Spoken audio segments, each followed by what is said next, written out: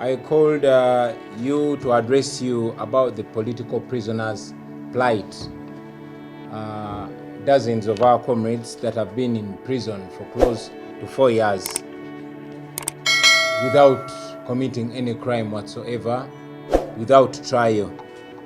And as we've been saying, that these comrades are innocent. They did not commit any crime whatsoever, because if they had committed any crime, the state would have adduced evidence by now and convicted them.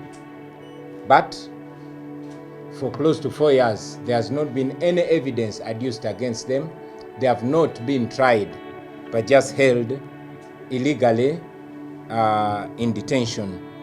Many times, like we've been communicating to you time and again, many times regime agents have been visiting them in prison and trying to convince them and eventually coerced them to change their stand.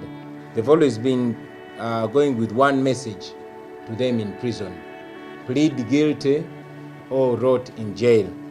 They went as far as reaching out to their relatives and asking them to convince their loved ones, their sons, their daughters, their husbands, their wives, to commit crime, to plead guilty to crimes that they never committed. Many times they went to Chitalia, they went to Luzira with one general message: plead guilty or rot in jail. And as you know, these comrades have been coming to court after more than 56 court appearances. There was nothing going on. They were denied bail after 4 bail applications, bringing flimsy reasons. At first, they said that their parents were not substantial sureties. And then one of the other reasons they gave is that these comrades did not have any residences, leave alone the fact that majority of them were abducted from their homes. But the military court said the reason for denying them bail was that they did not have any permanent places of abode. So that is how 4 bail applications were turned down.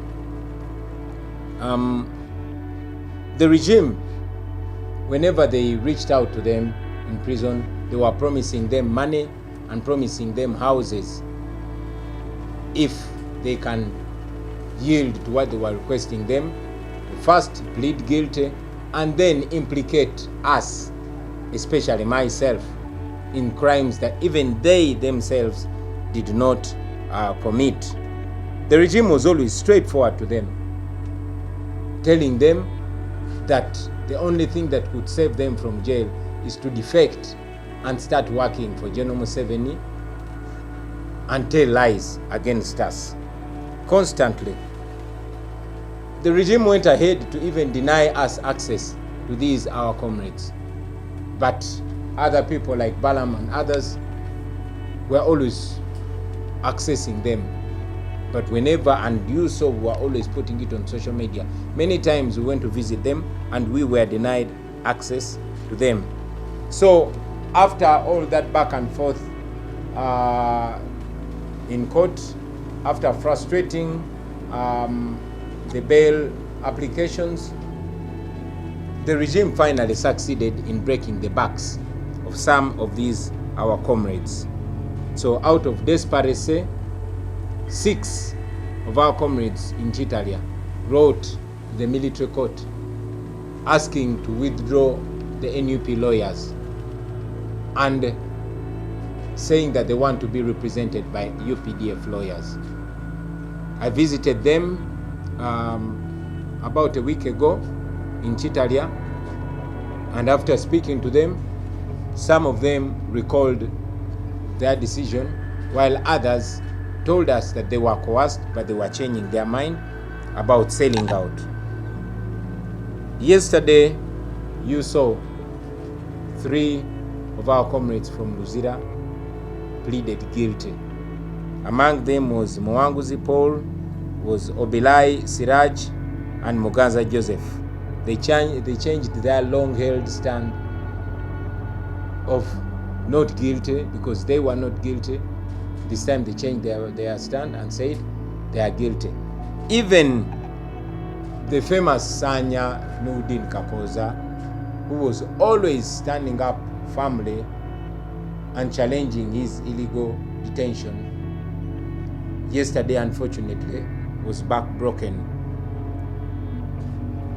When some of our comrades spoke to him a while ago, he said that he was being reached out to by regime agents, and we were told that yesterday he actually was speaking in court and was saying that we lied to him, we misled him into committing any crime, although he did not mention any particular crime.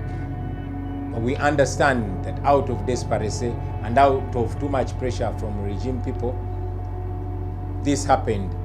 Now, interestingly, this happened when our lawyers were blocked out of court, when journalists were blocked out of court. The military court said that this case was going to be heard without any cameras, but as you noticed, a wonderful figure was there, and us and even lawyers were blocked from witnessing what was going on in court. Being a military court, of course, there is no element of human rights. All they want is to procure their interest from these people. They want to avoid future lawsuits, because they know that when these comrades come out, they can sue the state for malicious prosecution.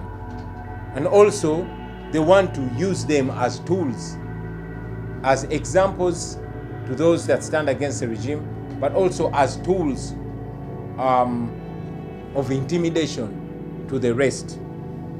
We are here to castigate that, to condemn that, because these are things that we've been warning against our people. Of course, we sympathize with these political prisoners.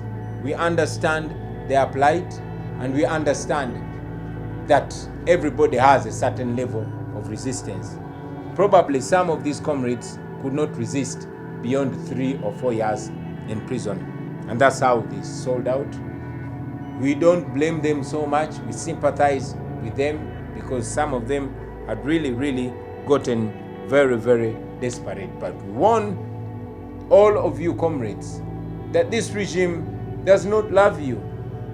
All they want is to keep themselves safe against you, against any future prosecution against them for the wrongs that they are doing. That's why they are forcing them to accept crimes that they actually never committed.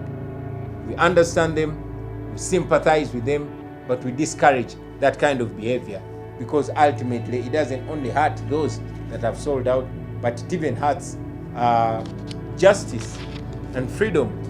Now, this, ladies and gentlemen, is a blatant abuse of power. It's an abuse of the justice system. We've always raised our voice against the constant usage of the military court as a tool. The Supreme Court itself, we have been mentioning, and we continue to say that the Supreme Court has refused up to now to pronounce itself. It has refused to uphold a decision of the Constitutional Court, which declared that trying civilians in military courts is unconstitutional and should be stopped. That was in the case of Karaziguruka.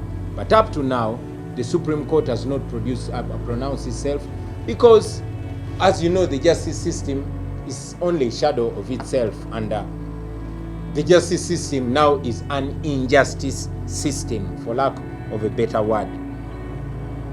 The civilians are constantly being tried in military courts.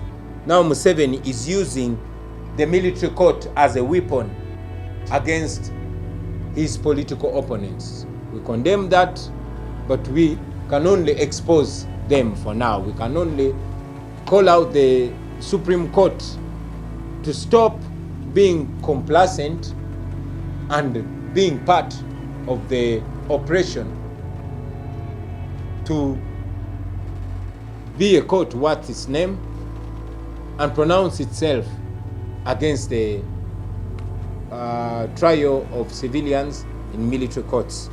I thought it was important to communicate this, ladies and gentlemen. We stay firm, we stand firm, and we continue to stand with those our comrades who are innocent and are being held illegally